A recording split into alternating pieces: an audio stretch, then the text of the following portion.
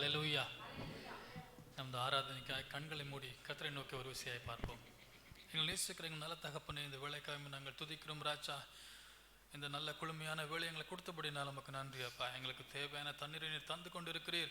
அதற்காக நமக்கு நன்றி, கொடான கொடி நன்றி நாங்கள் சொல்லுகிறோம் ராஜா. இன்னும் வர வேண்டிய மழையெல்லாம் நீர் கொண்டு வர போகிறதுக்காக நமக்கு நன்றி ராஜா. உடைய ஆசீர்வாதத்திற்காக நன்றி அப்பா. இன்னும் வர வேண்டியவர்கள் இந்த ஆராதனை கொண்டு வருவீராக. இந்த ஆராதனை முழுவதும் நீர் பொறுப்படுத்திக் கொள்வீராக. உங்களுடைய பிரசன்னத்தை நாங்கள் உணரத்தக்கதாய் இப்பொழுது நீர் இங்கே இருக்கிறீரப்பா. அதற்காக உமக்கு நன்றி ராஜா. இந்த ஆராதனை முழுவதும் பொறுப்படுத்திக் கொள்ளும். எங்களோடு கூட பேசும். உமக்கு எல்லா துதி ஆராதனை நாங்கள் செலுத்துகிறோம். இயேசுவின் மூலம் ஜெபிக்கிறேன் நல்ல பிதாவே, ஆமென். எழுந்து நின்று கர்த்தரை ஆராதிப்போம். பாடுவேன் உம் புகழை பாடுவேன் என்ற பாடலை பாடலாம். பாடுவேன் உம் புகழை பாடுவேன், நன்மை செய்தவரை நன்றி சொல்லி உம்மை பாடுவேன். பாடுவேன் ஆமென் உம் புகழை பாடுவேன், நன்மை செய்தவரை நன்றி சொல்லி உம்மை பாடுவேன். என்னை கண்ட தெய்வமே நான் உம்மை பாடுவேன், என்னை காத்த இயேசுவை நான் என்றும் பாடுவேன். என்னை கண்ட தெய்வமே நான் உம்மை பாடுவேன், என்னை காத்த இயேசுவை நான் என்றும் பாடுவேன். பாடுவேன் உம் புகழை பாடுவேன், நன்மை செய்தவரை நன்றி சொல்லி உம்மை பாடுவேன். பாடுவேன் உம் புகழை பாடுவேன், நன்மை செய்தவரை நன்றி சொல்லி உம்மை பாடுவேன். குழப்பங்கள் என்னை சூழ்ந்தாலும் நான் கலங்கிடேன், கலங்காதே என்று சொல்லி என்னை தேற்றினீ. குழப்பங்கள் என்னை சூழ்ந்தாலும் நான் கலங்கிடேன், கலங்காதே என்று சொல்லி என்னை தேற்றினீ. இயேசு என்னோடு இருப்பதால் பயமில்லை, பயமில்லை, பயமில்லை. இயேசு என்னோடு இருப்பதால் பயமில்லை, பயமில்லை, பயமில்லை. என்னை கண்ட தெய்வமே நான் உம்மை பாடுவேன், என்னை காத்த இயேசுவை நான் என்றும் பாடுவேன். என்னை கண்ட தெய்வம் நான் உம்மை பாடுவேன், என்னை காத்த இயேசுவை நான் என்றும் பாடுவேன்.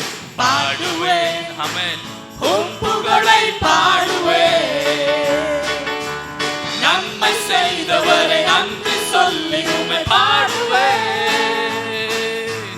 பாடுவேன் உம் புகழை பாடுவேன், நன்மை செய்தவரை நன்றி சொல்லி உம்மை பாடுவேன். எதிர்ப்புகள் என்னை சூழ்ந்தாலும் நான் பயந்திடேன், உந்தன் சிறகுகளால் என்னை மூடி என்றும் காத்தீரே. எதிர்ப்புகள் என்னை சூழ்ந்தாலும் நான் பயந்திடேன், உந்தன் சிறகுகளால் என்னை மூடி என்றும் காத்தீரே.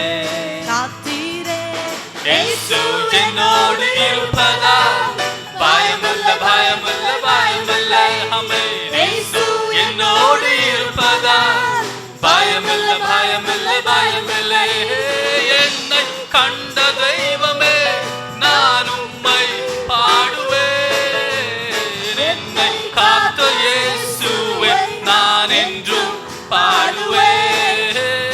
என்னை கண்ட தெய்வமே நான் உம்மை பாடுவேன், என்னை காத்த இயேசுவை நான் என்றும் பாடுவேன். பாடுவேன் ஆமென் உம் புகழை பாடுவேன், நன்மை செய்தவரை நன்றி சொல்லி உம்மை பாடுவேன். பாடுவேன் ஆமென்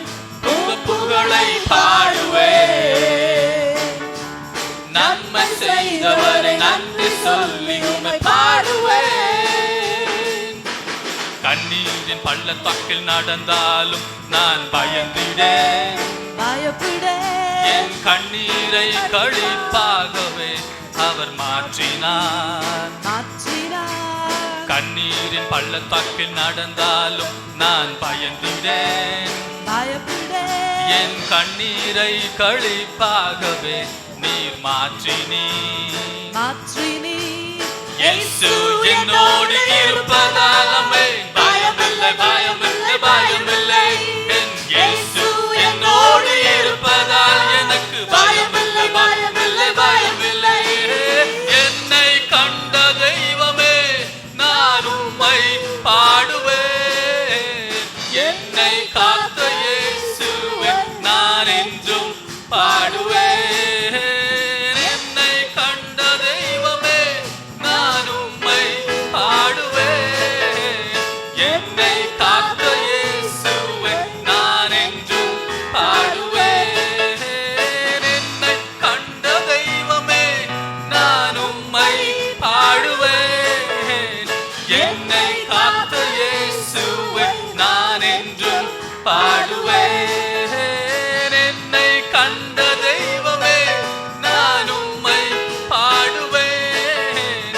என்னை காத்த இயேசுவே நான் என்றும் பாடுவேன். பாடுவேன் உங்க புகழை பாடுவேன். நன்மை செய்தவரை நன்றி சொல்லி உம்மை பாடுவேன். பாடுவேன் உம் புகழை பாடுவேன். நன்மை செய்தவரை நன்றி சொல்லி உம்மை பாடுவேன். ஹல்லேலூயா, ஹல்லேலூயா, ஹல்லேலூயா. அவர் நமக்கு நன்மை மாத்திரம் செய்திருக்கிறார். அவர் நமக்கு நன்மை மாத்திரம் செய்திருக்கிறார். அவரை பாடிக்கொண்டே இருக்கலாம். குரலை உயர்த்தி அவரை கொஞ்ச நேரம் துதியுங்கள். அப்பா உம்மை துதிக்கிறோம் ராஜா, உம்மை ஸ்தோத்திரிக்கிறோம் அப்பா, உமக்கு நன்றி என்று சொல்லுகிறோம் அப்பா. எங்களை கண்டவரே உம்மை நாங்கள் நன்றி என்று சொல்லுகிறோம் அப்பா. எங்களை காக்கிறவரே உமக்கு நன்றி ராஜா. எங்களை பாதுகாக்கிறவரே உமக்கு நன்றி அப்பா. நீர் மிகவும் நல்லவர் ராஜா. நீ நல்லவர் ராஜா, நீ நல்லவர், நீ நல்லவர் அப்பா, நீ நல்லவர் ராஜா. ஹல்லேலூயா. நல்லவர், அவர் நல்லவர். ஆமென். நல்லவர் பாடி துதிப்போம். நல்லவர் ஆமென். கொண்டாடுவோம். நல்லவர் சந்தேகமில்லையே. நல்லவர் ஆமென். சத்தியமே. நல்லவர் பாடி துதிப்போம். நல்லவர் கொண்டாடுவோம். நல்லவர் சந்தேகமில்லையே. நல்லவர் சத்தியமே. அன்பினை நினைக்காயில் பொங்கிடுதே என் இதயம் முழுவதும். நன்றியால் நிறைந்திடும் அன்பின் காரத்தை நீக்கியவர் என்னை அணைத்து மகிழ்ந்திடுவார். நல்லவர் ஆமென். பாடி துதிப்போம். நல்லவர் கொண்டாடுவோம். நல்லவர் சந்தேகமில்லையே. நல்லவர் அவர் சத்தியமே. அன்பினை நினைக்காயில் பொங்கிடுதே என் இதயம் முழுவதும். நன்றியால் நிறைந்திடும் அன்பின் காரத்தை நீக்கியவர் என்னை அணைத்து மகிழ்ந்திடுவார். நல்லவர் பாடி துதிப்போம். நல்லவர் கொண்டாடுவோம். நல்லவர் சந்தேகமில்லையே. நல்லவர் சத்தியமே. ஹல்லேலூயா. அவர் மிகவும் நல்லவராக இருக்கிறார். அவர் மிகவும் நல்லவராக இருக்கிறார். அவரை கொண்டாட நாம் இங்க வந்திருக்கிறோம். அவரை கொண்டாட நாம் இங்க வந்திருக்கிறோம். அவரை துதியுங்கள் அப்பா. உம்மை நாங்கள் துதிக்கிறோம் ராஜா. உம்மை கொண்டாடுகிறோம் அப்பா. உம்மை கொண்டாடுகிறோம் ராஜா. உம்மை ஆராதிக்கிறோம் அப்பா.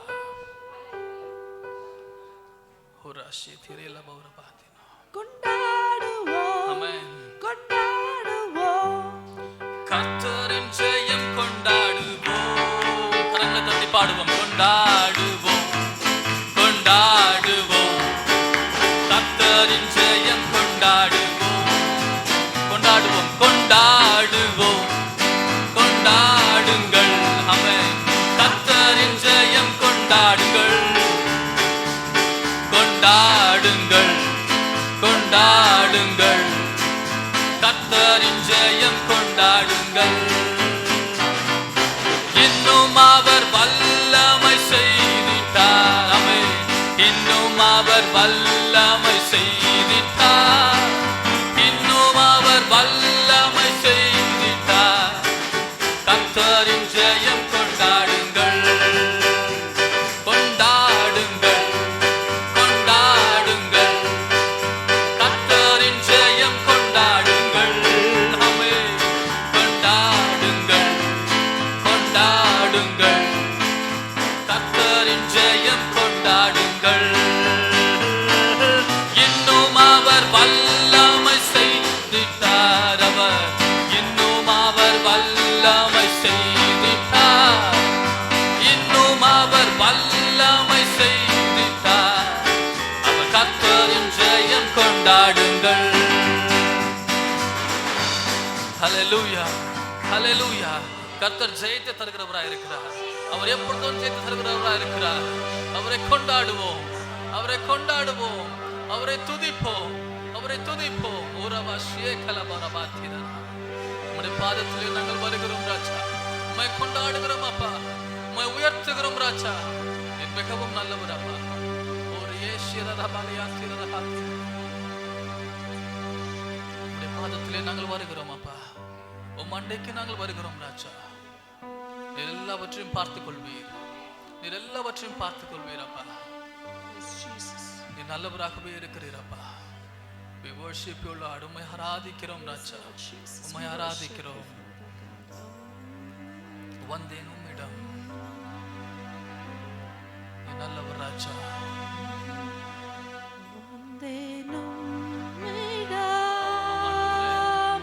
உள்ளம் புதிதாய் பொங்கும் கிருபை கிருபை அனுதினமும் ராஜா. கண்டே ஹல்லேலூயா. நானும்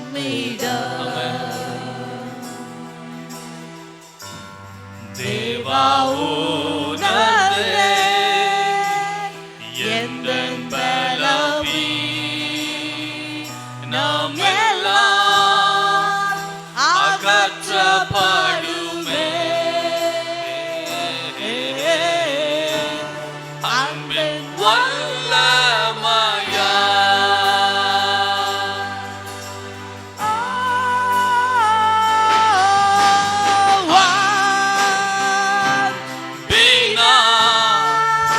நீர் என்னை ஆணைத்திடுமே.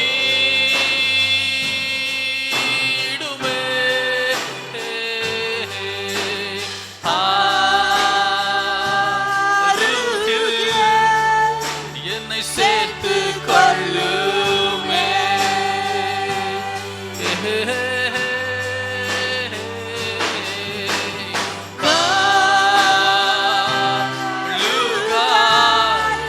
நான்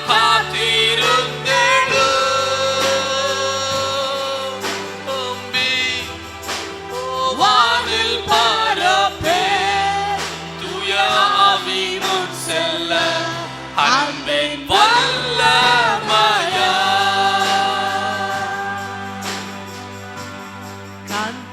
கந்திரந்திடு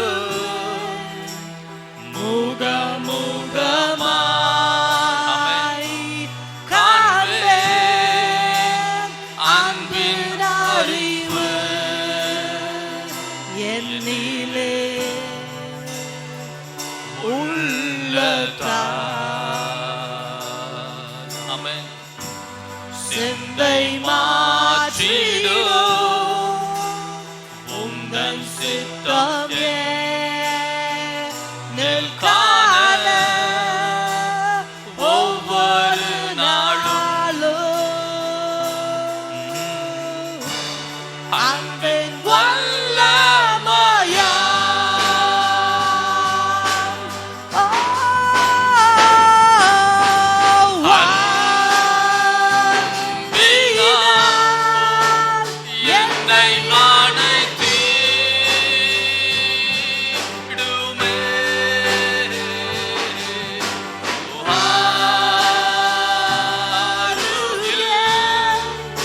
நீ சேர்த்து கொள்ளுமே.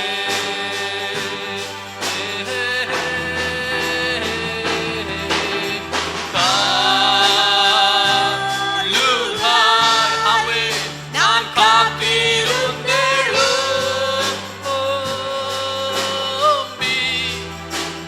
வானில் பரப்பே தூய ஆவி முன் செல்ல அன்பின் வல்லமையா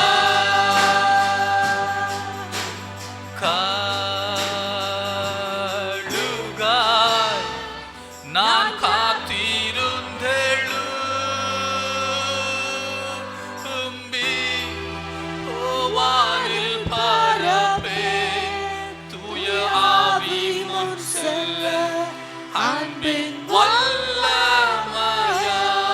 எல்லோரும் சொல்லுவோமா? வானில் பரப்பே தூய ஆவி முன் செல்ல அன்பின் வல்லமையா. கழுகாய் காத்திருந்து கழுகாய் நான் காத்திருந்தேழும்பி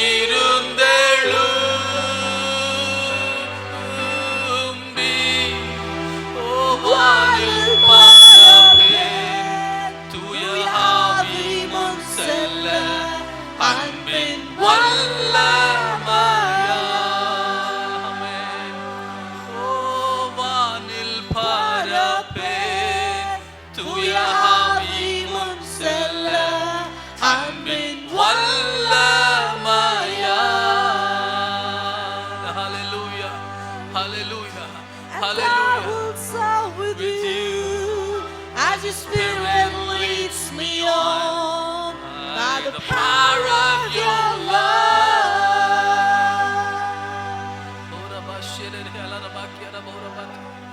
I will soar with you As your spirit leads me on by the power of your love. ஆவியானவர் எங்கு உண்டு அங்கு விடுதலை உண்டு. ஆவியானவர் எங்கு இருக்கிறார்? நம்முடைய மத்தியில் இருக்கிறார். இத்தனை காலம் நீங்கள் தட்டி கொண்டு அந்த கதவுகள் எல்லாம் இப்பொழுது திறக்க போகிறது. ஹல்லேலூயா. கர்த்தர் உங்களை கழுகாய் காத்திருக்கிறவர்களை அவர் உயர எழுப்பி நீங்கள் பறக்க போகிறீர்கள். ஹல்லேலூயா. இத்தனை காலம் தட்டி கொண்டிருந்த கதவுகள் அது திறக்க போகிறது. இயேசுவின் நாமத்திலே, இயேசுவின் நாமத்திலே, இயேசுவின் நாமத்திலே. அப்பா உம்மை நாங்கள் துதிக்கிறோம். அப்பா நீர் உயிரோடு எழுந்த தேவன். அப்பா நீர் உயிரோடு எழுந்த தேவன் ராஜா. கல்லறை உம்மை கட்டி வைக்க முடியவில்லை அப்பா. ஹல்லேலூயா. உம்மை உயர்த்துகிறோம் ராஜா. ஆராதனை முடிவில் இந்த பாடலை நாம் பாடுவோமா? கண்களை மூடினவர்களாய் கரங்களை உயர்த்தி அவருக்கு நேரம் இந்த பாடலை பாடுவோம். உயிரோடு எழுந்தவரே, நீர் உயிரோடு எழுந்தவர் அப்பா. உம்மை ஆராதனை செய்கிறோம். உம்மை ஆராதிக்கிறோம் ராஜா. ஜீவனின் அதிபதியே, உம்மை ஆராதனை செய்கிறோம். உயிரோடு எழுந்தவரே, உயிரோடு எழுந்தவரே, நீர் உயிரோடு எழுந்தவர் அப்பா. உம்மை ஆராதனை செய்கிறோம். உமக்கு ஒருவருக்கே ஆராதனை ராஜா. ஜீவனின் அதிபதியே, yes Lord, உம்மை ஆராதனை செய்கிறோம். ஹல்லேலூயா, ஹோசன்னா. கரங்களை உயர்த்தி பாடுவோமா?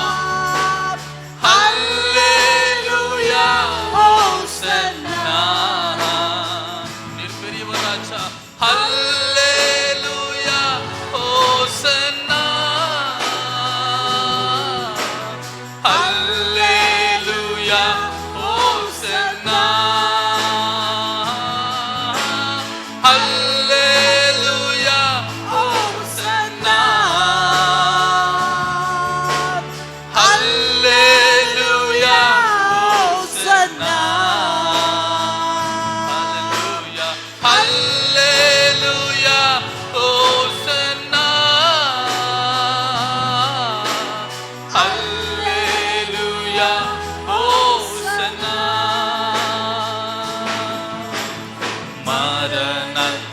ஜெயித்தவரே.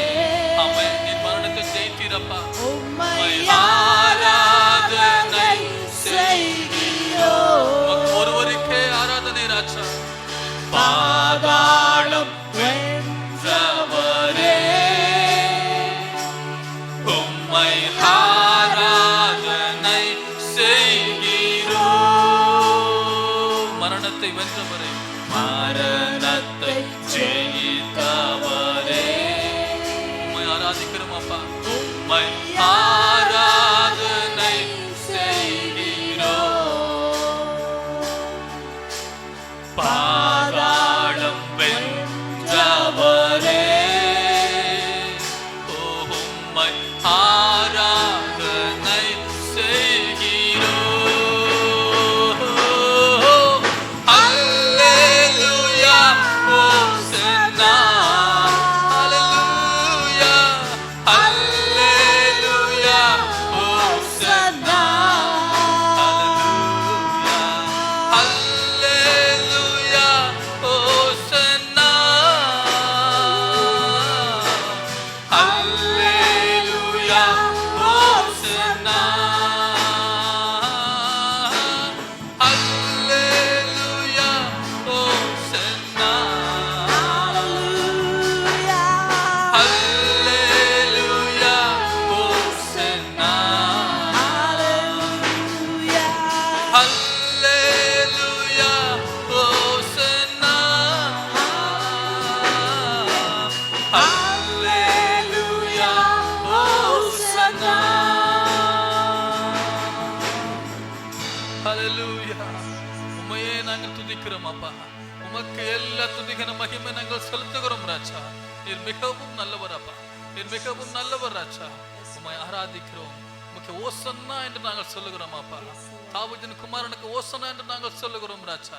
நீ நல்லவர் அப்பா. நீ நல்லவர் அப்பா. எல்லா துதிகன மகிமை உமக்கு ஒருவருக்கே நாங்கள் செலுத்துகிறோம். எங்களோடு இந்த ஆராதனையில் நீர் இருந்திரு. உமக்கு நன்றி ராஜா. உடைய பிரசன்னத்திற்காக உமக்கு நன்றி அப்பா. உடைய வார்த்தைக்காக உமக்கு நன்றி ராஜா. இன்னும் நீர் கொண்டு வர போற உடைய வார்த்தைக்காக நாங்கள் உம்மை ஸ்தோத்தரிக்கிறோம். எங்களோடு கூட பேசுவீராக. எங்கள் ஒவ்வொருவரோடு கூட பேசுவீராக. வந்திருக்கிற ஒவ்வொருவரோடு கூட பேசுவீராக ராஜா. உம்முடைய ராஜ்யம் வருவதாக, உம்முடைய சித்தம் நிறைவேறுவதாக. நீரே எல்லாவற்றையும் பொறுப்படுத்திக் கொள்ளும். எஞ்சுள்ள ஆராதனை முழுவதும் எங்களோடு கூட இருப்பீராக. இயேசுவின் மூலம் ஜெபிக்கிறேன் நல்ல பிதாவே, ஆமென். கர்த்தரோட தசம் பாத்திரோட காணிக்கும் செலுத்திட்டு நம்ம அமரலாம். இப்பொழுது 1 காலை 5:30 மணிக்கு இதே வளாகத்திலே டான் ராமை சர்வீஸ் வாக்குத்தத்த ஆராதனை கூட்டம் நடைபெறும். ஆகவே நீங்கள் ஒவ்வொருவரும் அந்த ஆராதனைக்கு வந்து கர்த்தருடைய வாக்குத்தத்தத்தை, அந்த மாதத்துக்கான ஆகஸ்ட் மாதத்துக்கான வாக்குத்தத்தத்தை பெற்றுக்கொண்டு செல்லும்படியாய் அன்பாய் அழைக்கிறோம். கர்த்தர் உங்களை ஆசீர்வதிப்பாராக. அது மாத்திரமல்லாமல் 2 மாலை 6:30 மணிக்கு சுகமளிக்கும் ஆராதனை இதே இடத்துல நடைபெறும். நீங்கள் சுகவீனமாக இருப்பவர்கள் யாராவது இருப்பார்கள், கூட்டு வாருங்கள், கர்த்தருடைய மகிமையை காண்பீர்கள். கர்த்தர் உங்களை ஆசீர்வதிப்பாராக. இப்பொழுது பாஸ்டர் அவர்கள் வந்து கர்த்தருடைய வார்த்தையை பகிர்ந்து கொள்வார்களாக. கரங்களை தட்டி வரவேற்கலாம்.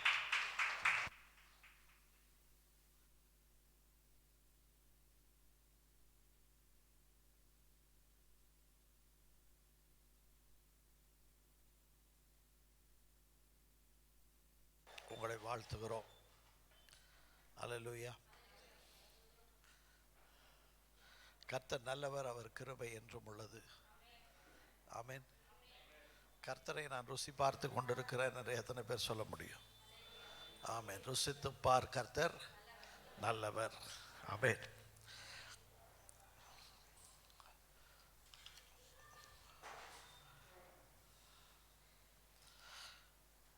தொடர்ந்து நாம் இந்த மாதம் முழுவதும் பார்த்து வருகிற அந்த சத்தியத்தை நாம் தொடர்ந்து பார்க்க போகிறோம். அதற்கு முன்பதாய் கடந்த 3 வாரங்களில் நாம் என்னத்தை தியானித்தோம் என்கிற ஒரு விஷயம் நாம் பார்ப்போம். முதல் வாரத்தில் நாம் என்ன தியானித்தோம்? நான் பாவத்திற்கு செத்தவன். கர்த்தருடைய வார்த்தையின்படி நாம் பாவங்களுக்கு செத்து நீதிக்கு பிழைத்திருக்கிறோம். அல்லேலூயா. நாம் பாவங்களுக்கு செத்து நீதிக்கு பிழைத்திருக்கிறோம். ஒரு அனுபவபூர்வமான ஒரு பயிற்சியை நான் உங்களுக்கு அன்று அந்த வாரத்தில் அறிமுகப்படுத்தினேன். அது என்னன்னு சொல்ல முடியுமா? அறிக்கையிடணும். சத்தியம் வந்து எல்லாருக்கும் தெரியும், நம்ம தெரியும், எல்லாம் வந்து அது மைண்டில் இருக்குது. அதுக்கும் கர்த்தருக்கு ஸ்தோத்திரம். ஆனால் அதை வாயை திறந்து என்ன பண்ணணும்? அறிக்கையிடணும். ஒரு உதாரணமாக ஒவ்வொரு மனுஷனுக்கும் ஒவ்வொரு இருதயத்திற்கும் அதனுடைய நிலைமை தெரியும். அதாவது உலகத்தினுடைய பாங்கலை சொல்லணும்னா மனுஷன் எப்போதுமே பர்ஃபெக்ட் கிடையாது. அந்த ஏதோ சில காரியம் நமக்கு என்ன பண்ணுது, நாம் கர்த்தரோடு கூட கர்த்தருடைய பிள்ளைகளாய் முழுமையாய் ஜீவிக்க அது தடையாய் இருக்கிறது இல்லைங்களா?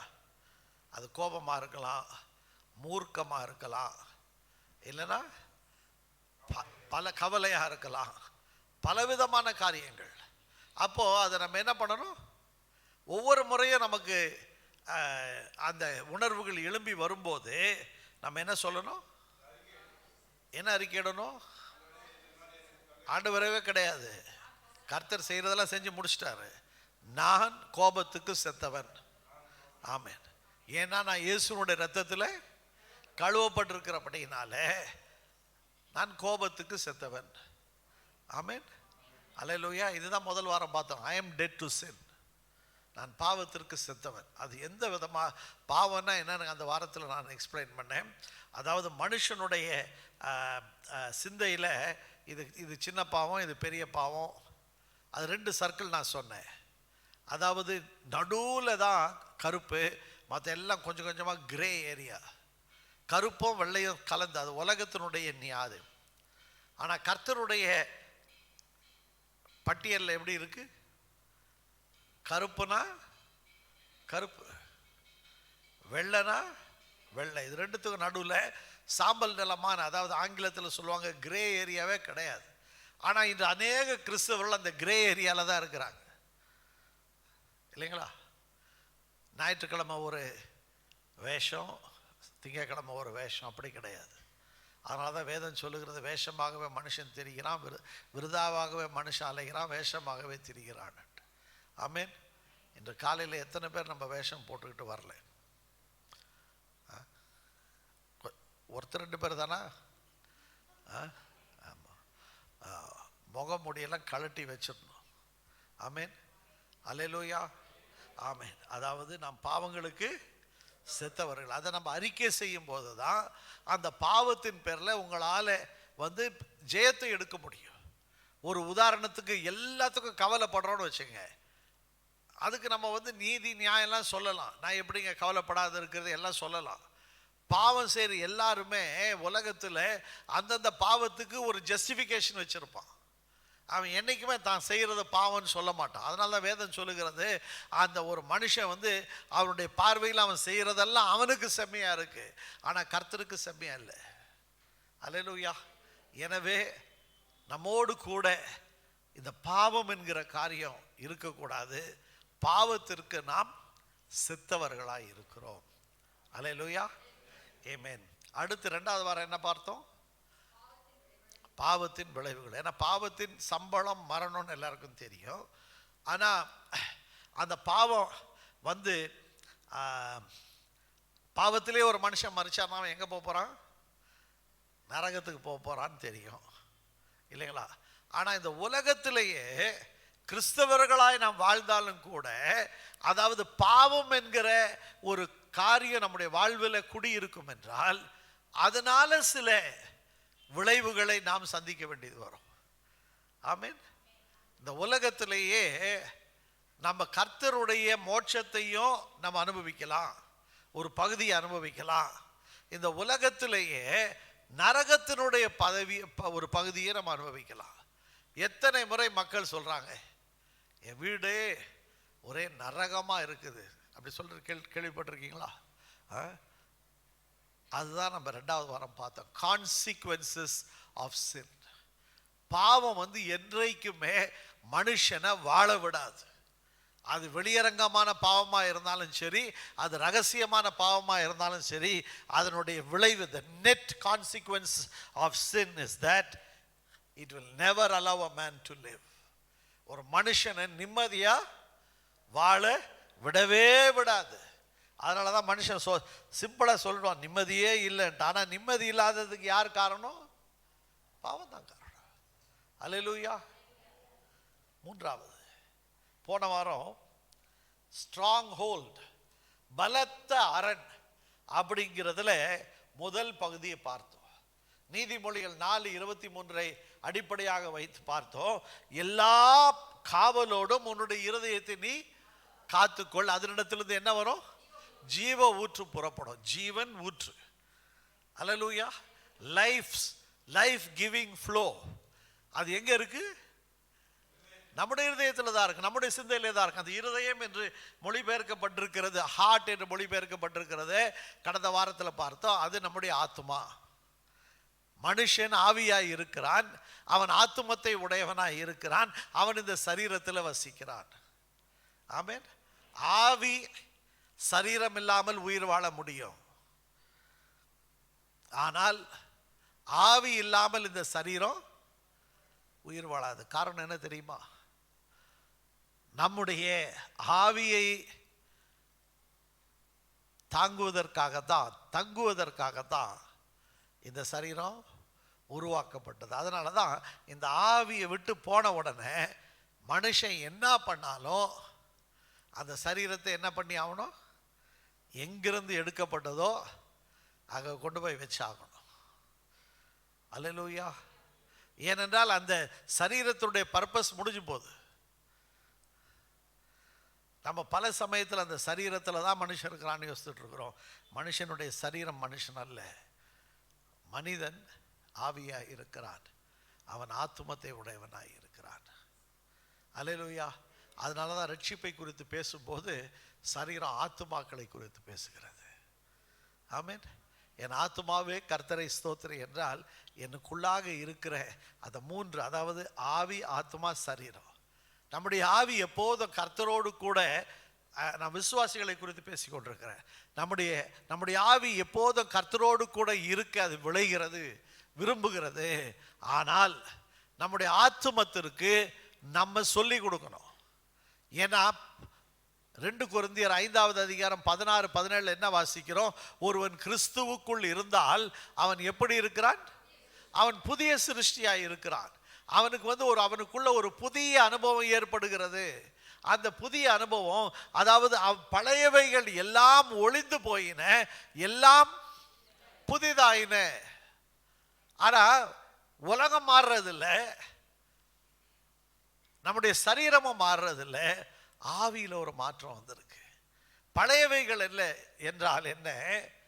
நமக்கு உலகத்துக்கு உள்ளே இருக்கும்போது, தமிழில் சொல்கிறோம் இல்லைங்களா, கண் கண்டதே காட்சி, போட்டதே கொண்டதே கோலம்னு போயிட்டு இருந்தோம். ஏன்னா அப்படிதான் நம்முடைய ஆத்மா என்ன பண்ணுச்சு? இன்ஸ்ட்ரக்ஷன் எடுத்துக்கிட்டு இருந்துச்சு. நம்ம சரீரம் என்ன சொல்லுதோ அதுபடி தான் போச்சு.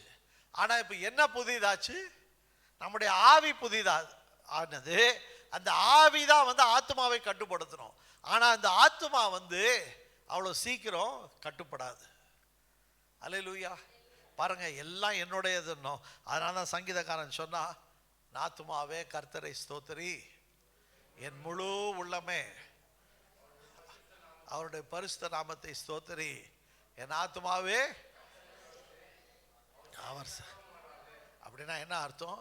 இந்த உலகத்தில் நீ இருக்கிறதே அவருடைய உபகாரம். ஆமென்.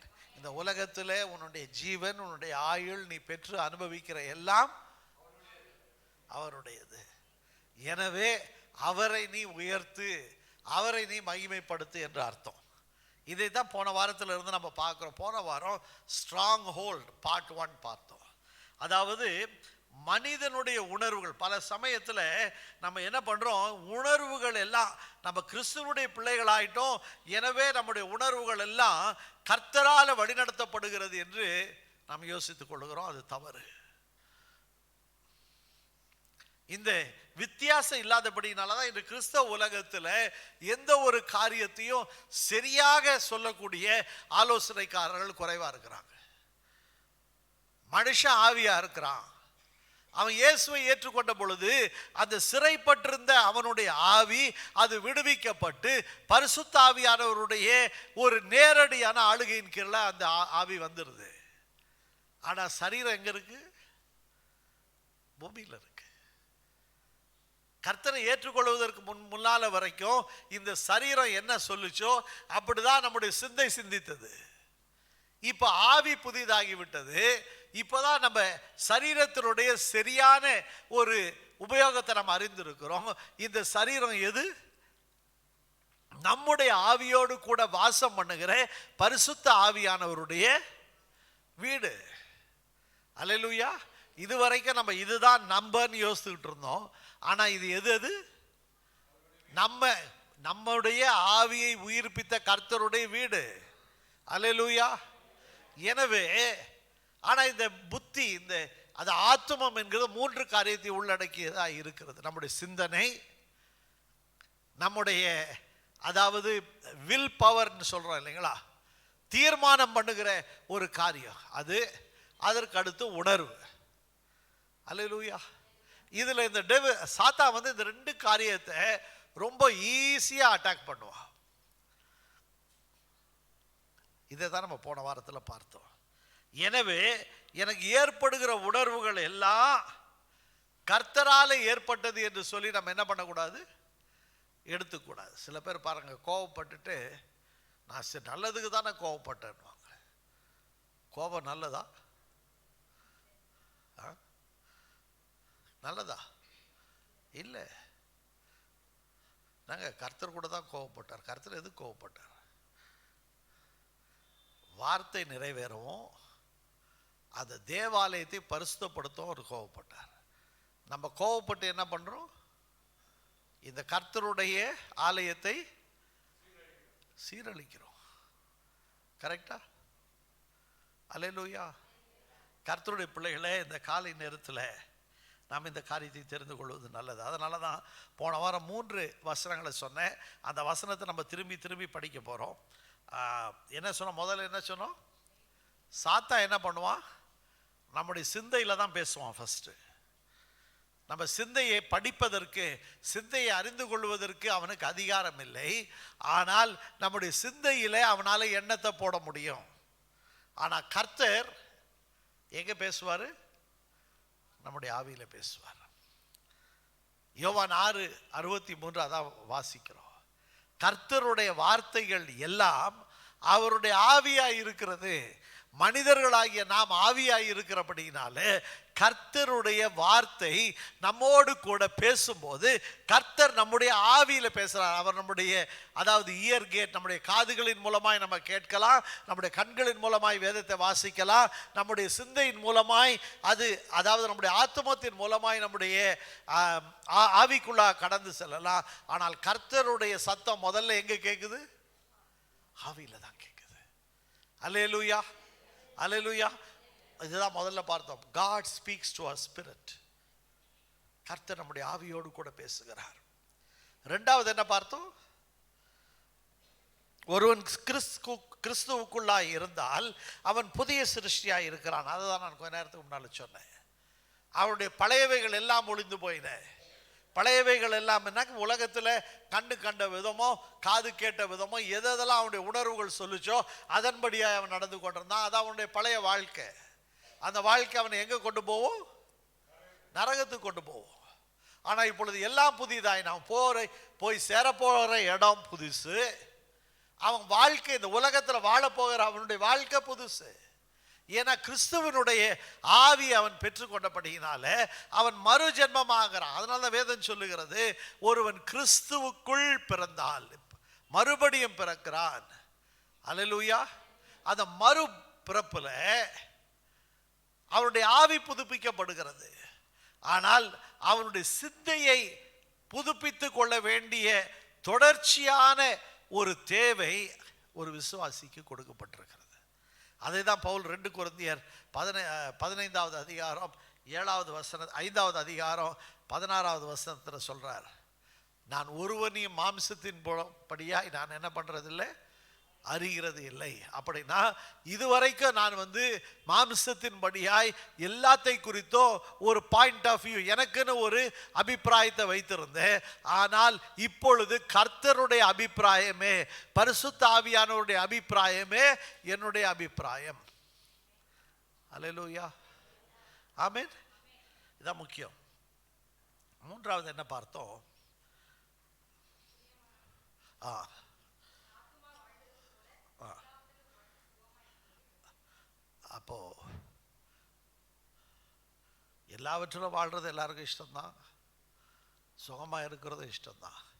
ஆனால் அதில் என்ன கண்டிஷன்? உன்னுடைய ஆத்துமா வாழணும். ஆமீன். நம்முடைய ஆத்துமா வாழணும். இந்த 2 வாரமாக அதுதான் நம்ம கேட்டுக்கிட்டு இருக்கிறோம். வருகிற வாரத்தில் நம்ம இதை நிறைவுக்கு கொண்டு வருவோம். இன்று 3வது பகுதிக்கு நாம் கடந்து செல்லுவோம். அதாவது ஸ்ட்ராங் ஹோல்ட், தமிழில் பலத்த அரண். ஆமீன். எடுத்து நாம் வாசிக்கலாம். அது கீவேர்டு அதே தான், ப்ராவர்ப்ஸ், அதாவது நீதிமொழிகள் 4:23 தான். எல்லா காவலோடும் உன்னுடைய இருதயத்தை காத்துக்கொள், அதனிடத்திலிருந்து ஜீவ ஊற்று வரும். நம்ம படிப்ப 2 கொரிந்தியர் 10வது அதிகாரம் 4-5 வசனங்கள்.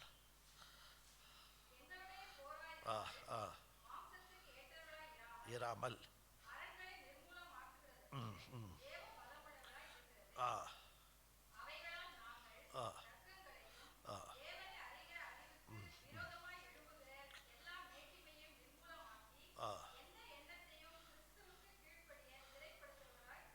ஆமென்.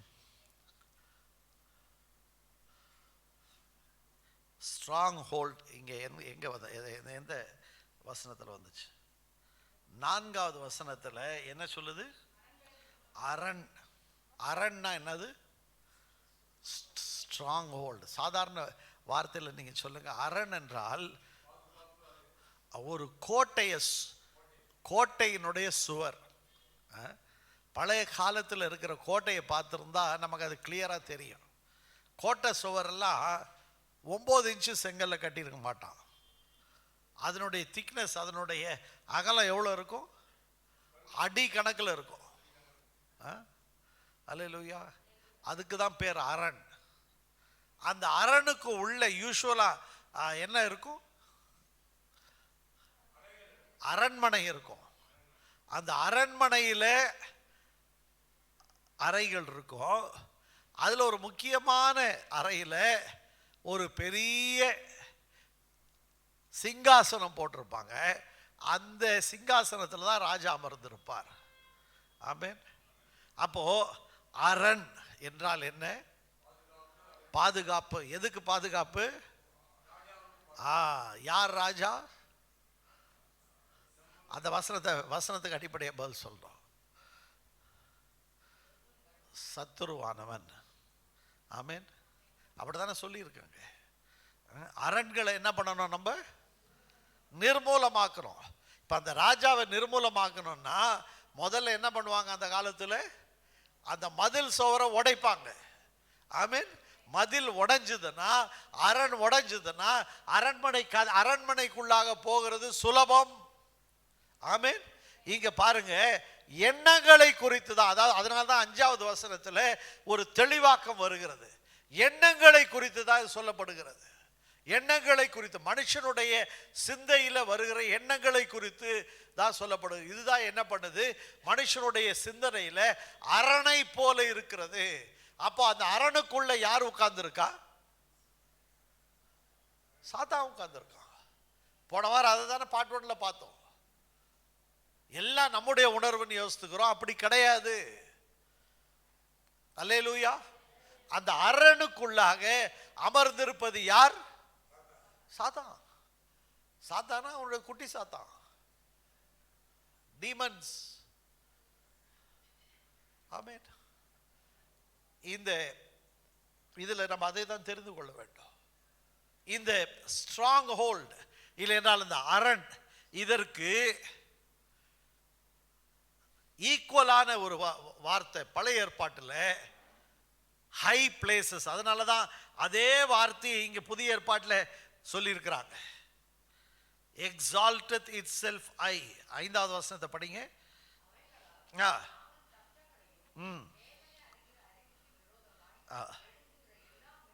மேட்டிமை. ஆமென்.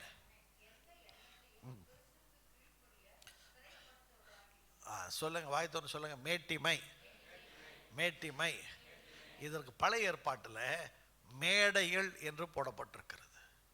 ஆமென். அந்த காலத்தில் மேடைகளை எது கட்டினாங்க? விக்கிரகங்களுக்கு கட்டினாங்க. இன்னைக்கு அப்படி தான் கட்டுறாங்க இல்லையா?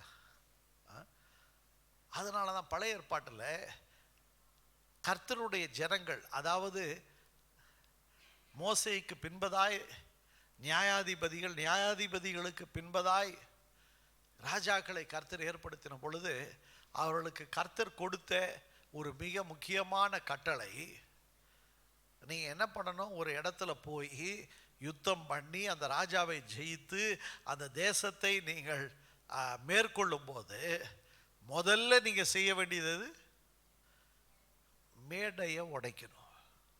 ஆமென். ஒரு சில வசனம் தான் நான் இன்னைக்கு காலையில் சொல்கிறேன் உங்களுக்கு. எண்ணாகமம் 33:52 வசனம்.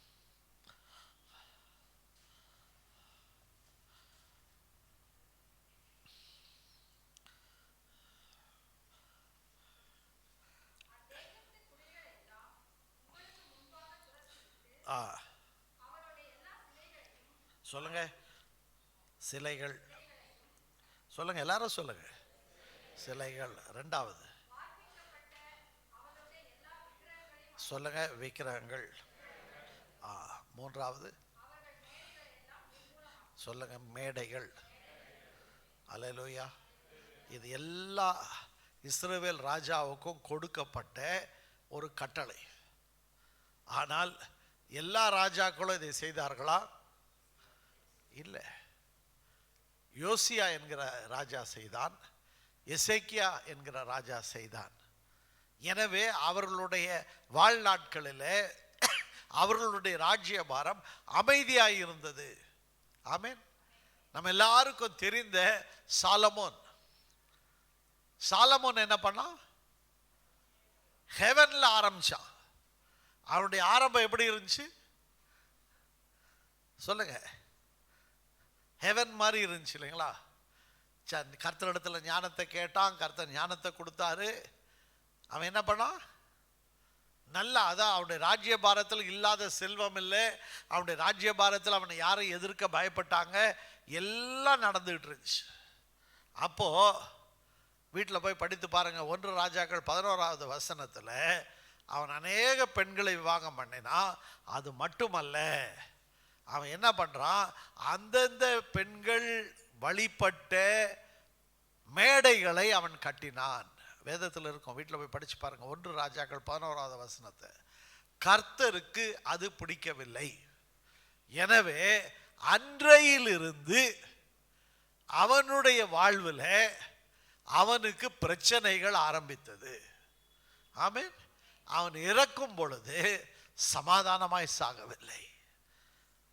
அவன் வாழ்நாள் முழுவதும், வாழ்நாள் மிகப்பெரிய பகுதி கர்த்தருடைய ஆசீர்வாதத்தில் வாழ்ந்தான். கர்த்தரை தெய்வமாய் வழிபட்டான்.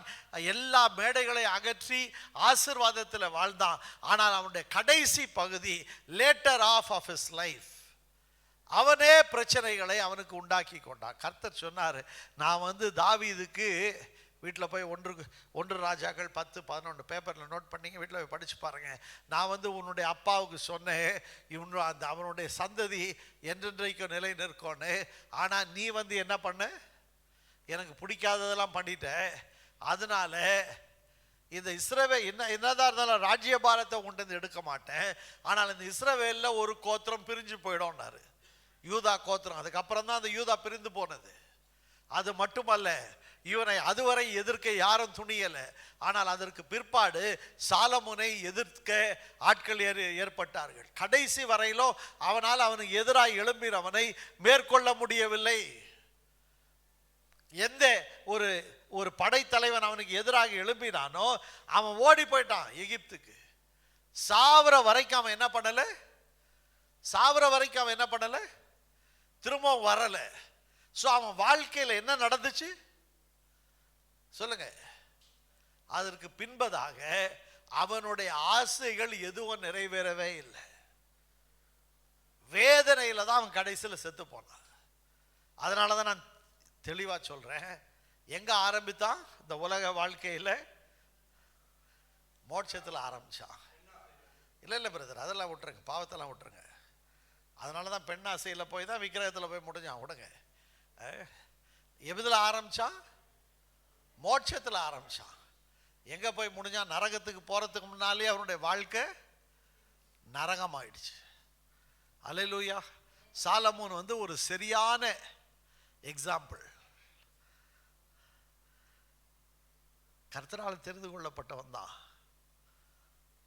கர்த்தராலே சிங்காசனத்தில் அமர வைக்கப்பட்டவன், கர்த்தரால் ஆசீர்வதிக்கப்பட்டவன், வழிநடத்தப்பட்டவன்.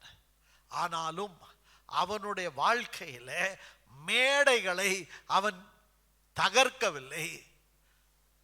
அந்த ஹை பிளேசஸ், அந்த அரண்களை அவன் தகர்க்கவில்லை. எனவே இந்த உலகத்தில் இருக்கும் பொழுதே அவனுடைய வாழ்க்கை நரகமாய் மாறினது. அல்லேலூயா. ஆங்கிலத்தில் கர்த்தர் சொல்றாரு, year after you shall have affliction. இதுக்கப்புறம் உனக்கு என்ன இருக்கும்? துன்பம் தான் இருக்கும். இதற்கப்புறம் உன்னுடைய வாழ்க்கை வந்து சமாதானமா இருக்காதுன்னு கர்த்தர் சொல்லிட்டார். அல்லேலூயா. கர்த்தருடைய பிள்ளைகளை நாம் கர்த்தருடைய பிள்ளைகளாய் இருக்கிறோம். ஆனால் நம்முடைய வாழ்க்கையில இந்த அரண் என்கிறது இது எண்ணத்தில் கட்டப்படுகிறது. கடந்த வாரத்தில் நம்ம ஒரு பகுதியை பார்த்தோம். இந்த அரணை நாம் நிர்மூலமாக்க வேண்டும். அல்லேலூயா, அல்லேலூயா. அரண், அதை தான் நம்ம பார்க்கிறோம். உலகம் இந்த அரணை என்ன சொல்லுது? நம்முடைய எண்ணங்களில் கட்டப்படுகிற அந்த அரணை என்ன சொல்லுது? வழக்கம். இங்கிலீஷில் சொல்லணும்னா ஹேபிட் அப்படின்னு. கரெக்டா? இந்த வழக்கத்தில் வந்து நல்ல வழக்கமும் இருக்கு, கெட்ட வழக்கமும் இருக்கு. ஒரு உதாரணத்திற்கு, ஞாயிற்றுக்கிழமையில சபை கூடி வருதலுக்கு கண்டிப்பா வரணும், என்ன ஆனாலும் சரி நான் சபைக்கு போயிடுவேன் அப்படின்னு ஒரு வழக்கத்தை நம்ம வைத்திருந்தோம்னா, ஞாயிற்றுக்கிழமை காலையில் வீட்டில் என்ன பண்ண முடியாது? உட்கார முடியாது, தூங்க முடியாது. அல்லேலூயா. ஆனால் இந்த படிப்பில் நம்ம இந்த நல்ல வழக்கத்தை குறித்து பேசலை. அந்த வழக்கத்தை நம்ம பிள்ளைகளுக்கு சொல்லி கொடுக்கணும். ஆமென். இப்போ இன்று வந்து இந்த வழக்கத்தை மட்டும் பேசுகிறோம். எப்படி சாத்தான் வந்து அரணை நம்முடைய சிந்தையில், நம்முடைய வாழ்க்கையில் அவன் பில்டு பண்ணுறான் அப்படின்னு ஆயுதத்தை குறித்து அடுத்த வாரம் பார்ப்போம். ஒரு எறும்பை சுடுறதுக்கு துப்பாக்கி தேவையில்லை இல்லையா? இதே வந்து கையில் துப்பாக்கியை வச்சிருக்கிறவனை ஒரு கொம்பை வச்சுட்டு நான் அடிச்சிருவான்னு போக முடியுமா? முடியாது. எனவே நம்ம எதிரியை சரியா இனம் கண்டு கொள்ளவில்லை என்றால் அவனுடைய தந்திரங்களை நாம் அறியோம் என்று வேதம் சொல்லுது. ஆமென்.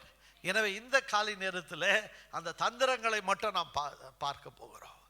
போன வாரத்திலே நான் கர்த்தருடைய வார்த்தையை ஆதாரமாய் வைத்து சொன்னேன். சாத்தான் வந்து உங்களுடைய சிந்தையை அவன் படிக்க முடியாது. No no no no, please get the truth. நம்முடைய சிந்தையை அவனால் அறிய முடியாது. ஆனால் நம்முடைய சிந்தனைக்குள்ளாக அவன் சிந்தனை போட முடியும். ஆமென். அதான் நான் சிம்பிளாக சொன்ன பாருங்க. ஒரு கடைக்கு போங்க, சிஸ்டர்ஸ்லாம் ஞாபகம் வச்சுக்கிறதுக்காக அதை நான் சொல்கிறேன். சத்தியத்தை கடைசியில் கதையை ஞாபகம் வச்சுக்கிட்டு சத்தியத்தை விட்டுறாதீங்க. ஒரு சேல்ஸ் ரெப்ரசன்டேட்டிவ் இருக்கார். ஒரு சேலை வாங்க போகிறீங்க. அந்த சேல்ஸ்மேனுக்கு தெரியும் அதுக்கு அந்த அந்த புடவையினுடைய விலை 300 ரூபாய் தான். ஆனால் அந்த ஓனர் என்ன பண்ணார்? 700 ரூபான்னு எழுதி பேப்பரை ஓட்டிட்டார். இப்போ இவனுடைய வேலை என்ன? விற்பனையாளருடைய வேலை என்ன? அந்த சேலையை விற்கணும். அதனால தான் நீங்கள் போன உடனே என்ன பண்ணுவான்? டக்கு டக்கு டக்கு டக்குட்டு எல்லாத்தையும் இழுத்து இழுத்து போடுவான். அவன் போடும் போதே என்ன பண்ணுவான்? நீங்கள் யோசிச்சுட்டு இருப்பீங்க அவன் சேலையை போடுறான், அவன் உங்கள் மூஞ்சை பார்த்துக்கிட்டே இருப்பான். கரெக்டா? நடக்கிறதா நான் சொல்கிறேன். அப்படியே நீங்கள் என்ன பண்ணுவீங்க? ஒரு ஒரு ஒரு புடவையை நீங்கள் அப்படியே 2 தடவை பார்க்குறீங்கன்னு தெரிஞ்ச உடனே டக்குன்னு அந்த புடவை எடுத்து மேலே போடுவான். போடுறான்னா அதுக்கப்புறம் என்ன பண்ணுவான், தெரியாத அந்த புடவையை அப்படி நீங்கள் தூக்கி அந்த துணி என்னன்னு செக் பண்ண ஆரம்பிச்சிட்டிங்க, அப்போ தான் அவன் பேச ஆரம்பிப்பான். முதல்ல ஒரு கதையை விடுவான், இதுதாம்மா, அது பனாரஸோ அது காஞ்சிபுரமோ அது தர்மாவரமோ, முதல்ல ஒரு பொய்யை விடுவான். கரெக்டா? காது கொடுத்து நீங்கள் கேட்க ஆரம்பிக்கிறீங்களா இல்லையான்னு உங்களை அப்சர்வ் பண்ணிக்கிட்டே இருப்பான். நீங்கள் கொஞ்சம் கதையை கேட்க ஆரம்பிச்சோன்னா அடுத்த பொய்யை கழட்டி விடுவான். பார்த்துருக்கீங்களா? கடைசியில் அந்த 300 ரூபாய் புடவை 700 ரூபாய் காசு கொடுத்து நம்ம வாங்கிட்டு வந்து சாத்தா அப்படி தான் பண்ணுவோம். முதல்ல ஒரு எண்ணத்தை போடுவான். அந்த தாட்டை நம்ம அந்த தாட் லைஃப், அந்த எண்ணத்தை போட்டுட்டு அவன் நம்மளை டெஸ்ட் பண்ணி பார்ப்பான். ஒரு நல்ல சேல்ஸ்மேன் மாதிரி முன்னால் நம்மளை பார்த்துக்கிட்டே இருப்பான். நம்ம ரியாக்ஷனை வச்சு அடுத்த எண்ணத்தை போடுவான். ஆமேன். சாத்தா என்னைக்கும் நியூஸ் பேப்பர் படிக்கிற மாதிரி பேராகிராஃபாக பேச மாட்டான். பேராகிராஃப்னு என்ன சொல்கிறது தமிழில்? பத்தியாக பேச மாட்டான். ஆமேன். பற்ற வைப்பான். ஆனால் ஒரு லைனில் தான் பற்ற வைப்பான். ஃபஸ்ட்டு ஒரு லைன் போடுவான், என்ன பண்ணுறோன்னு யோசிப்பான். ஒரு உதாரணமாக பாருங்கள்.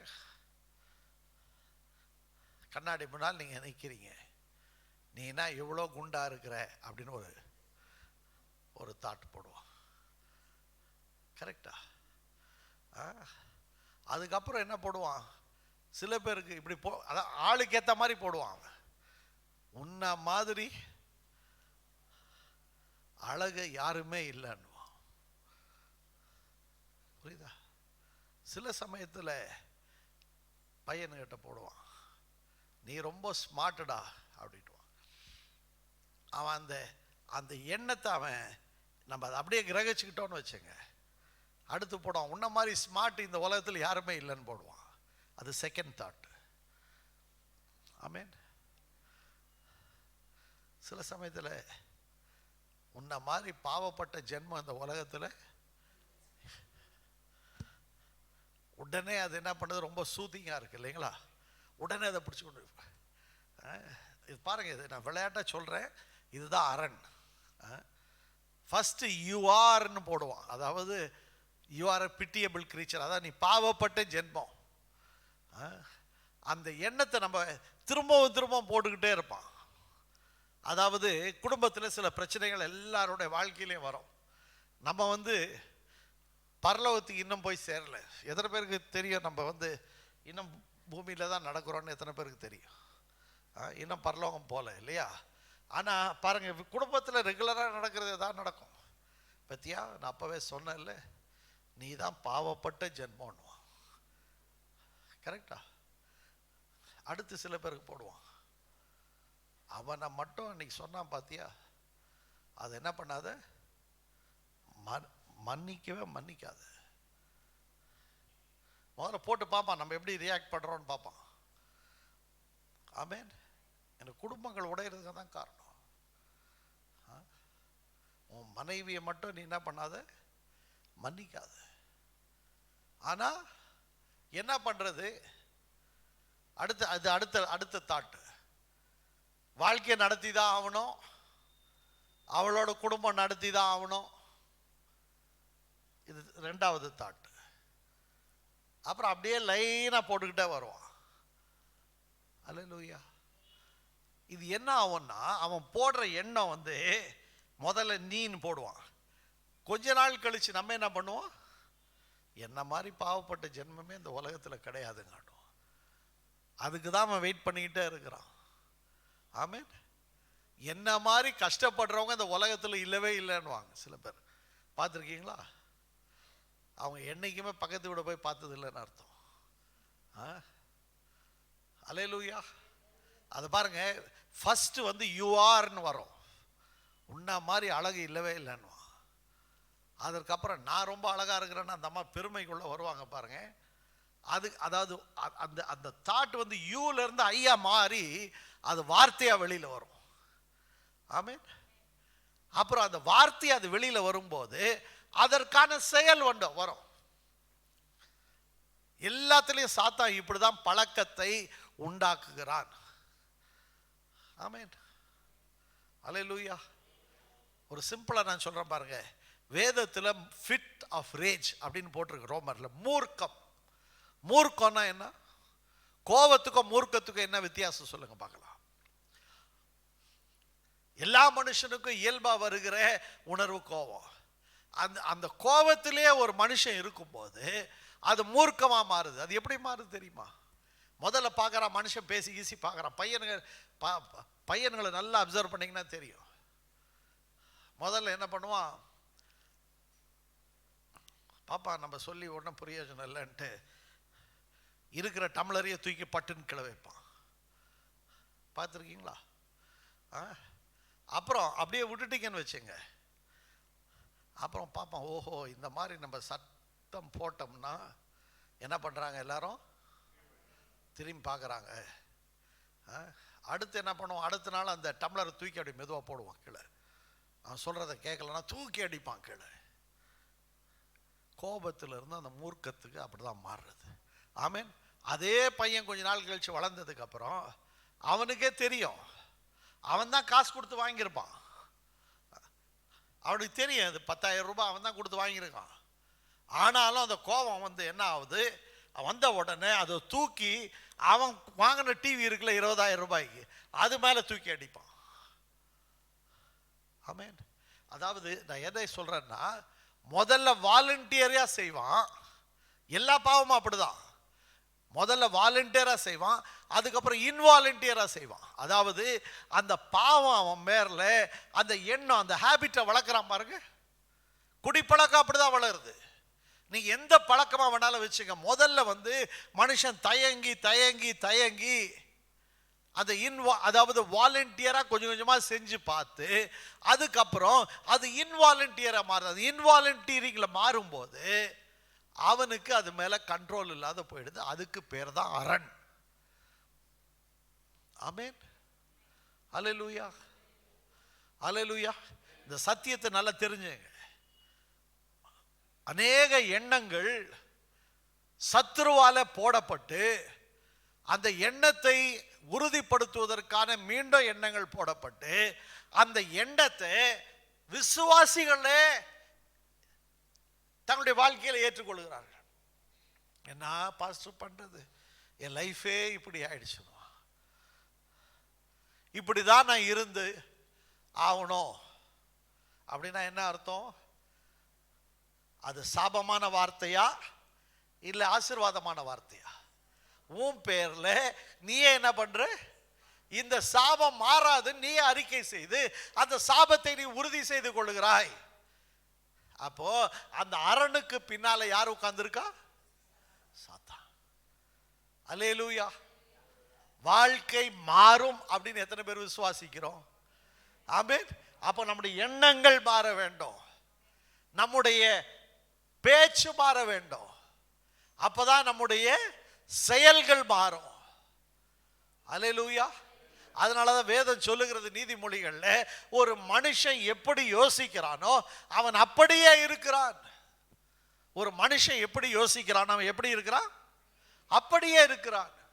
இது வாலிப பிள்ளைகளுக்கு இதை நான் தெளிவா சொல்றதுக்கு நிறைய பேருக்கு இதுக்கான சபையில் இதற்கான ஒரு காரியம் இல்லை. அதனாலதான் நான் தைரியமா சபையில் இதை பேசுறேன். இது பாருங்க, ஓரின சேர்க்கை எவ்வளவு காரியம் நம்ம கேட்கிறோம்.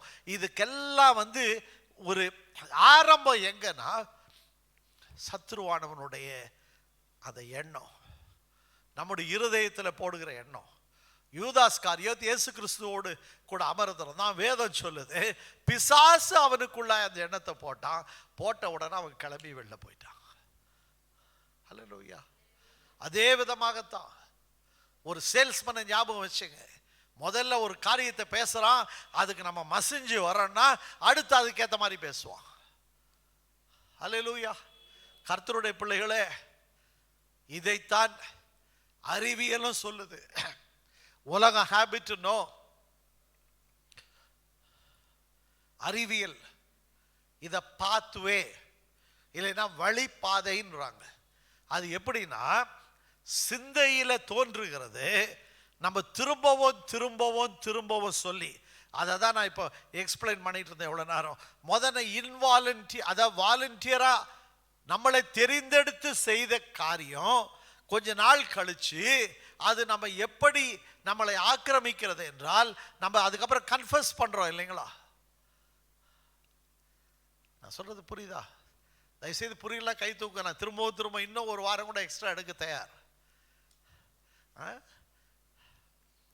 கறி நல்லா இருக்கு சாப்பிட்றோம், ஒரு ஸ்டேஜ் வரும் கறி இல்லாத சாப்பாடு இறங்கவே இறங்காது. அதை தான் நான் வந்து மேடையிலிருந்து பிரசங்கிக்கிறதுனால கொஞ்சம் கௌரவமான கண்ணியமான காரியங்களை சொல்கிறேன். அல்லேலூயா.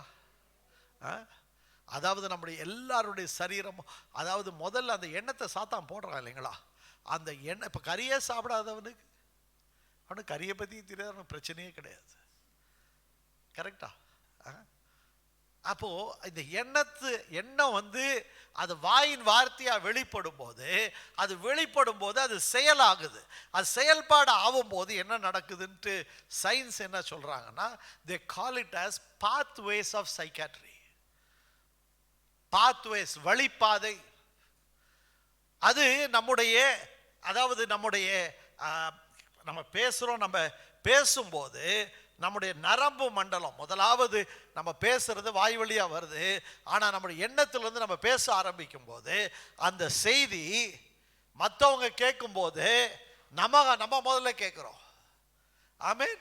அது நமக்கு உள்ளாக ஒலிக்குது. நல்லா காதை மூடிட்டு பேசி பாருங்க, ஏதாவது ஒன்று சொல்லி பாருங்க. எல்லாரும் காதை மூடுங்க, சொல்லுங்க. கேக்குதா? வாய் திறந்து பேசுங்க. ஏதாச்சும் நீங்க என்ன பிரதர், நீங்க பேசுறது கேட்கலையா? அதுதான் எல்லாருக்கும் 2 காதுல 4 காது இருக்குன்னு ஞாபகம் வச்சுங்க. ஸோ அந்த உள்ளே கேட்குது இல்லைங்களா? அதுதான் வந்து இந்த நரம்பு மூலமா அது என்ன பண்ணுதான், டிராவல் பண்ணி அது மூளைக்கு போயிடுது. ஆமென். ஹல்லேலூயா. அப்புறமேலு இந்த மூளை வந்து என்ன இன்புட் வருதோ அதை வச்சுதான் அது வேலை செய்யும். காலையில் பாருங்க நல்லா ஸ்டெடியா இருக்கும். 6 மணி ஆன உடனே அலாமும் தேவையில்லை, அதுக்கு ஒன்றும் டைமை பார்க்கவே தேவையில்லை. 6 மணி ஆன உடனே அது கரெக்டாக அலாம் அடிக்கும், இங்கே அடிக்கும், கரெக்டாக நடக்கும். கால் உடனே கரெக்டாக நடக்கும். பார்த்துருக்கீங்களா? அதுதான் அரண். சொல்லுங்க, அரண். அரண். அதுக்குள்ள யார் உட்கார்ந்துருக்கா? சிம்பிள். பாத்வேஸ். நல்ல ஞாபகம் வச்சுங்க. டெவில் வந்து என்ன பண்ண மாட்டான், பேராகிராஃபா பேச மாட்டான். ஒரு சந்தேகத்தை போடுவான், எப்படி ரியாக்ட் பண்றீங்கன்னு பார்ப்பான். அந்த ரியாக்ஷனை பொறுத்துதான் அடுத்த லைன். அதாவது டெவிலுடைய வேலை வந்து இதுதான். அதாவது நம்முடைய ஆத்துமா. அதனாலதான் வேதம் சொல்லுகிறது அவன் ஆத்துமத்தினுடைய எதிரி. அல்லேலூயா. Jesus is the friend of your soul, but devil is the enemy of your soul. சாத்தான் உன்னுடைய ஆத்துமத்தினுடைய எதிரி. நல்லா பாருங்க, நீ பாவப்பட்ட ஜென்மம் சொல்லி அல்டிமேட்டா அந்த மனுஷிக்கோ பைத்தியம் பிடிக்கிற வரைக்கும் அதை சொல்லிடுவான்.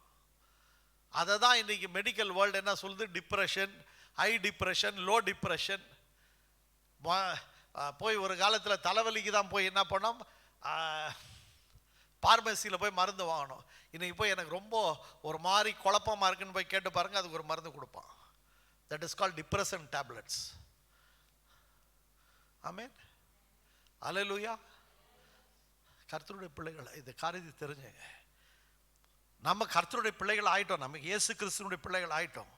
ஆனாலும் அதைத்தான் பவுல் சொல்லுகிறார், நல்ல போராட்டத்தை நம்ம போராடணும். எல்லா காவலோட நம்முடைய இருதயத்தை காத்துக்கொள்ள வேண்டும். எத்தனை முறை, எத்தனை வாலிப பிள்ளைகள் சாத்தா முதல்ல ஒரு எண்ணத்தை போடுவான். அந்த எண்ணத்தை வந்து அப்பவே நம்ம அதை டீல் பண்ணலன்னா அதுக்கு அடுத்த எண்ணத்தை போடுவான். ஆமென். என் குடும்பம் உருப்படவே உருப்படாதுங்க. சில பேர் வாயில் சொல்லுவாங்க, கேட்டிருக்கீங்களா? கேட்டிருக்கீங்களா? கேட்டது இல்லையா அந்த மாதிரி? அது என்ன எப்படி போட்டிருப்பான் தெரியுமா சாத்தான்? உன் குடும்பம் உருப்படவே உருப்படாது. உங்கள் அப்பா கூட பாரு கடன்காரனாக தான் செத்தான், நீ எப்படி சாவ போகிற? கொஞ்ச நாள் கழித்து நீங்கள் வந்து அந்த எண்ணத்தை அதுக்கு ஒரு வாய் கொடுக்குறீங்க, ஒரு சொல் கொடுக்குறீங்க. எப்போவுமே எங்கள் வீட்டில் இப்படி தான் இருக்கும், கடனாக தான் இருக்கும். அப்போது அந்த கடன் என்கிற அரணை சாத்தான் இப்படி தான் பிரயோஜனம், இப்படி தான் கட்டுறான். ஸோ என்னதான் நம்ம முயற்சி செஞ்சாலும் நம்மளுடைய வாழ்க்கையினுடைய நிறம் மாறாது. ஏனென்றால் சத்துருவானவன் அங்கு அரணை கட்டி வைத்திருக்கிறான். ஆமேன். சில பேர் பாருங்க, சாத்தான் முதல்ல சொல்லுவான் நீ தடியா இருக்கிறான். இவன் டெய்லி கொஞ்ச நாள் கழிச்சு இவன் சொல்ல ஆரம்பிச்சிடுவான், நான் தடியா இருக்கிறேன், நான் தடியா இருக்கிறேன், நான் தடியா இருக்கிறேன்ட்டு. ஆனால் சாப்பிட்றதை நிறுத்துவானா? நல்லா கவனிச்சு பாருங்க. காரணம் என்னன்னா, நான் தடியா இருந்தாலும் பரவாயில்ல, ஆனால் கர்த்தருடைய ஆவி எனக்குள்ளாய் வாழுதையா அப்படி நான் மகிழ்ச்சியாக இருந்தான்னா கொஞ்சம் கொஞ்சமாக எல்லாம் பாசிட்டிவாக மாற ஆரம்பிக்கும். ஆமென். அல்லேலூயா. சாத்தா என்ன எண்ணத்தை போடுறானோ அதை மட்டும் நம்ம கொஞ்சம் நேரம் நம்ம யோசித்துட்டோம். சில பேர் பாருங்கள் சொல்லுவாங்க, தடியாக இருக்கிறவங்களுக்கெல்லாம் ஹார்ட் அட்டாக் வந்துடுவாங்க. அப்படிலாம் கிடையாதுங்க. ஒல்லியாக இருக்கிறவனும் டகால்னு போய் சேர்ந்துடுறாங்க. பார்த்துருக்கீங்களா? சாத்தான் போடுற எண்ணத்தை தயவு செய்து என்டர்டெயின் பண்ணாதீங்க. ஆமென். சில பேர் சொல்லுவாங்க, அதாவது வேதம் சொல்லுது கர்த்தருக்கு சித்தமானால் நம்ம வந்து அங்கே போகலாம், இதை செய்யலான்னு சொல்லி. ஆனால் இவங்க அதை அப்படியே சாத்தா அதை கொஞ்சம் ட்விஸ்ட் பண்ணிடுவான். இந்த ஒரு வருஷம் கழித்து நான் அதை செய்யலான் இருக்கிறேன், என் பொண்ணு கல்யாணம் பண்ணலான் இருக்கிறேன். ஆனால் எங்கே இந்த ஒரு வருஷம் வரைக்கும் முதல்ல சொல்லிடுவாங்க, அப்புறமேல இந்த ஒரு வருஷம் வரைக்கும் எனக்கு உடம்புக்கு எதுவும் வராது இருக்கணும்னுவான். கொஞ்ச நாள் கழிச்சு பார்த்துருக்கீங்களா அந்த மாதிரி? கரெக்டாக உடம்புக்கு அப்போ தான் ஏதாவது வரும்.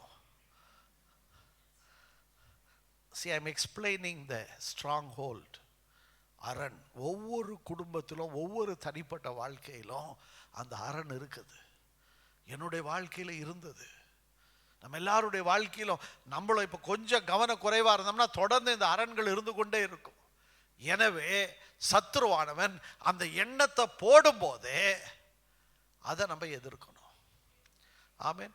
வருகிற வாரத்தில் நம்ம அதை குறித்து பார்ப்போம். ஒரே ஒரு வசனத்தை மட்டும் நான் சொல்லி முடிச்சிடறேன். கர்த்தர் நம்முடைய லீடராக இருக்கணும். நம்ம எல்லாருக்கும் தெரிந்த சங்கீதம் 23:1 சொல்லுகிறது, கர்த்தர் என் மெய்ப்பராய் இருக்கிறார். ஆமென். அதில் 3வது வசனத்தை மட்டும் படிக்க பார்க்கலாம். அவர் என் இல்லை 3வது வசனம் சொன்னார். அவர் என் ஆத்துமாவை தேற்றி. அல்லேலூயா. பாசிட்டிவ் நோட்டில் நான் முடிக்க விரும்புகிறேன். வருகிற வாரத்தில் நான் திருப்பி அதை சொல்லுவேன். ஆத்துமாவை கர்த்தர் என்ன செய்வாரா? தேற்றுகிறார். ஏங்க தேற்றணும்? தேற்றுதல் என்கிற வார்த்தை எங்க வருது? தயவு செய்து சொல்லுங்க பார்க்கலாம். யாரோ ஒருத்தர் இறந்துட்டாங்கன்னா அந்த வீட்டு உள்ள போனோம்னா அந்த வீட்டில் இருக்கிறவங்கள நம்ம என்ன பண்றோம்? தேற்றுறோம். ஆமென். அப்படின்னா என்ன அர்த்தம்னா, இந்த உலகத்தில் கர்த்தரை விட்டு நம்முடைய எண்ணங்கள் நம்முடைய உணர்வுகள் செயல்படும் போது அந்த 3 சேர்ந்த அந்த ஆத்துமான் இருக்குல்ல, அது துக்கப்படுது. ஏன்னா அதுக்கு நல்லா தெரியுது இந்த வழிகள் இருக்குன்னா சத்துருவானவன் அங்கு அரணை வைத்து உட்கார்ந்து இருக்கிறான். அப்ப என்ன நடக்கும்? எது ஆத்துமா, எது நித்தியத்தில் கர்த்தரோடு இருக்க போகிறது, எது நித்தியத்தில் நரகத்தில் இருக்க போகிறது? ஆத்துமா. ஹல்லேலூயா. ஆத்துமா, நம்ம ஆத்துமாவுக்கு தெரியும். அதனாலதான் பாருங்க, பாவம் செய்கிறவனுக்கு நிம்மதியே இல்லை. ஆமென். இங்கே அவனுக்கு வந்து நரகம் தான், நரகத்தினுடைய ஒரு பார்ட் அவனுடைய வாழ்க்கையில வந்துடுது. ஆமென். அதனாலதான் கர்த்தர் நம்முடைய லீடரா இருக்கும்போது அவர் நம்முடைய ஆத்துமாவை தேற்றுகிறார். அல்லேலூயா. அவர் என்ன சொல்றாரு, அப்பா நீ யோசிக்க வேண்டிய விதத்துல யோசி, உலகம் யோசிக்கிறபடி யோசிக்காது, என்னுடைய வார்த்தையை படி, என் வார்த்தையில இப்படிலாம் நான் சொல்லியிருக்கிறேன், என் வார்த்தையில நான் சொல்லியிருக்கிறது தான் உன்னுடைய வாழ்க்கையில நடக்கும்னு சொல்றார். அல்லேலூயா. அதுதான் ஆத்துமாவை தேற்றி. ஆங்கிலத்தில் he restores my soul. இன்னொரு வார்த்தை வருது, he revives my soul. அந்த ரிவைவ் அப்படின்றதுக்கு என்ன தெரியுங்களா? ஒவ்வொரு முறையும் நம்ம கர்த்தரிடத்திலிருந்து வராத எண்ணங்களை நாம் தியானமாய் மாற்றும் போது, அந்த தியானம் வாயில அது சொற்களாய் வந்து அது செயல் வடிவம் அதற்கு ஏற்படும் போது நம்முடைய ஆத்துமா gasping for breath. ஒரு மூளை மொழிபெயர்ப்பு விதமாய் போடப்பட்டிருக்குது. What is revival? ஒரு மனுஷனுக்கு ஒரு மாரடைப்புன்னு வச்சுங்க, டாக்டருக்கு என்ன பண்றாங்க? அவனை ஃபர்ஸ்ட் ரிவைவ் பண்ண ட்ரை பண்றாங்க இல்லையா? கரண்ட் கொடுக்குறாங்க, இல்லை நெஞ்சில் அடிக்கிறாங்க, என்னமோ பண்ணி, அதாவது என்ன பண்றாங்க? ஃபர்ஸ்ட் ரிவைவ் பண்றாங்க. அப்படிதான் அது கொடுக்கப்பட்டிருக்கிறது. ஒவ்வொரு முறையும் நம்ம கர்த்தருடைய காரியங்களுக்கு செயல்படாமல் இருக்கும்போது, அவருடைய எண்ணத்திற்கு நாம் அடிபணியாமல் இருக்கும்போது நம்முடைய ஆத்துமா அழுகிறது. சிம்பிளா ஞாபகம் வச்சுங்க, நம்முடைய ஆத்துமா அழுகிறது. அதனால தான் பல பேருடைய வாழ்க்கையில மகிழ்ச்சியா இருக்க முடிகிறது இல்லை. ஆமென், அல்லேலூயா. ஏனென்றால் பரலோகத்திற்கென்று முன்குறிக்கப்பட்ட அந்த ஆத்துமா நரகத்திற்கு நேராய் இழுக்கப்படுகிறது. அல்லேலூயா. எழும்பி நிற்போமா? வருகிற வாரத்தில் அதை முடிச்சிருவோம். மன்னித்துக் கொள்ள வேண்டும், 15 நிமிஷம் நான் அதிகமாக போயிட்டேன். பட் இருந்தாலும் பரவாயில்ல, உங்களுக்கு சாப்பாடு ரெடியாக இருக்கு. கர்த்தருக்கு ஸ்தோத்திரம். பாஸ்டர் ஜெபித்து முடிப்பார்கள்.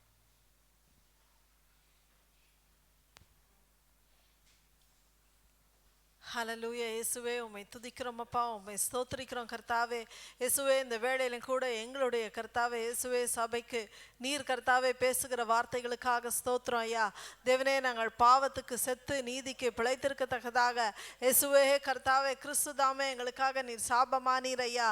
இயேசுவே கர்த்தாவே, இந்த கர்த்தாவே கிறிஸ்து இயேசுவுக்குள்ளாக இருக்கிற புதிய இயேசுவே வாழ்க்கைக்காக நன்றி என்று நாங்கள் சொல்லுகிறோம்.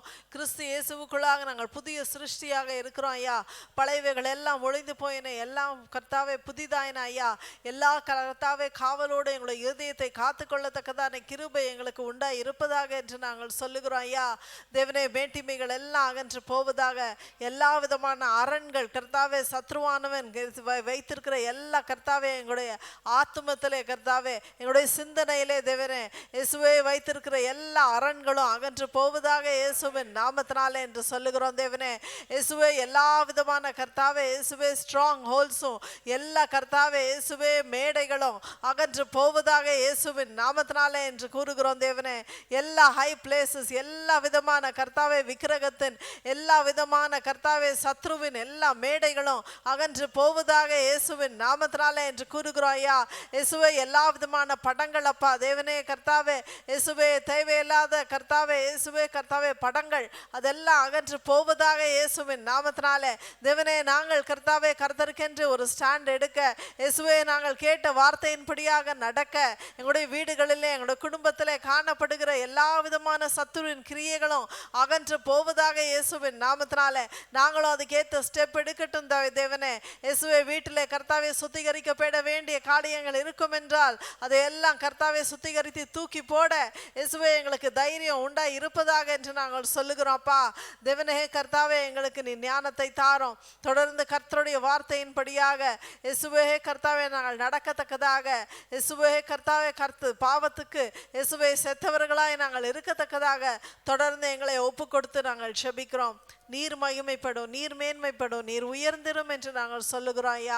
எல்லா பலத்த அரண்களும் கோட்டைகளும் எல்லா சத்ருவின் எல்லா கிரியைகளையும் நிர்மூலமாக்கி போடுகிறோம் இயேசுவின் நாமத்தினாலே. கர்த்தாவே, எங்களுக்கு தெளிந்த சிந்தனை உண்டாய் இருப்பதாக அப்பா. எங்களுடைய சிந்தனையில ஒரு பெரிய மாறுதல் அப்பா, எங்களுடைய சிந்தனையில ஒரு பெரிய தெளிவு தேவனே இயேசுவே. எங்களுடைய சிந்தனை அப்பா இயேசுவே எங்களுடைய ஆத்மா வாழ்ந்து சுவிக்கிறது போல ஐயா, நாங்கள் எல்லாவற்றும் வாழ்ந்து சுகமாய் இருக்கிற எங்களுடைய ஆத்மா கர்த்தருடைய வார்த்தை வார்த்தையிலே வாழட்டும் ஐயா.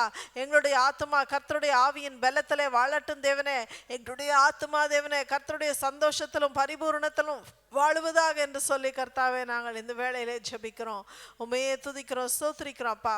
உமக்கே நன்றி என்று நாங்கள் சொல்லுகிறோம். இயேசுவின் நாமத்திலே பிதாவே, ஆமென். ஆமென்.